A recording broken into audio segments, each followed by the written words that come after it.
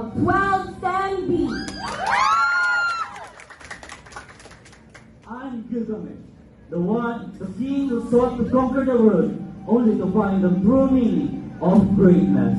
From Sumerian mythology, Elijah Moses El Basa, representative of 12 stand B, Al-Fatih. Go guys! In 1849, in the ancient city of Nineveh in northern Iraq, archaeologists sifted through dusty remains, hoping to find records to prove that Bible stories were true. What they found instead was one of the oldest libraries in the world. Inscribed on crumbling clay tablet was a full 1,000-year-old story, so riveting the first person to translate it started dripping from excitement. Called the Epic of Gilgamesh. The story starts with Gilgamesh, king of the city of Uruk, crashing every wedding and sleeping with the bride before she has the chance to sleep with her husband. To tame Gilgamesh, the goddess Aru created a rival called Enkidu. Enkidu lived beyond the walls of the city, where chaos reigned and wild animals, invaders, and evil spirits prowled. After I, Ishtar, a priestess of the goddess, seduced Enkidu, the wild animals beyond the wall rejected him, and he ventured into the city. There, he encountered Gilgamesh, up to his usual tricks, and he stepped in to stop him. Almost perfectly matched, the two men wrestled all through the city streets until Gilgamesh won the fight by a hair.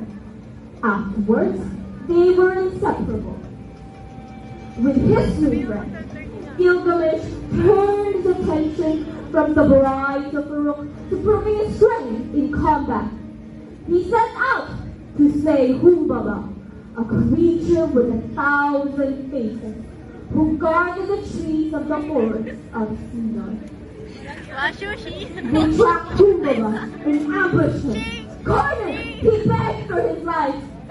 They cursed him, and Gilgamesh dealt the final blow.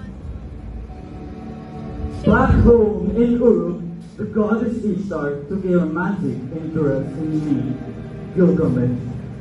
Knowing she tended to lose interest and curse her former slave, I refused her advances.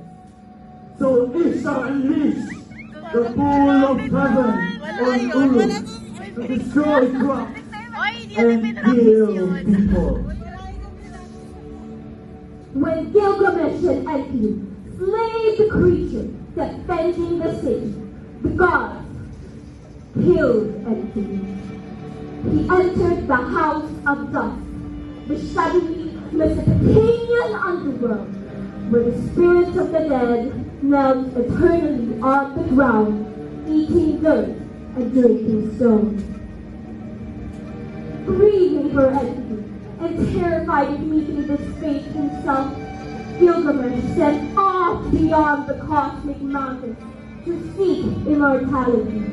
He passed scorpion people and groves of gemstone trees. He traveled beneath the mountains and outran the rising sun, until he finally came to the end of the world, where he found a bar. The bartender was a goddess named Shiveri, who urged me to give up my quest. She told me all mortals must die, but I refused to give up. But until that comes, I should enjoy my life.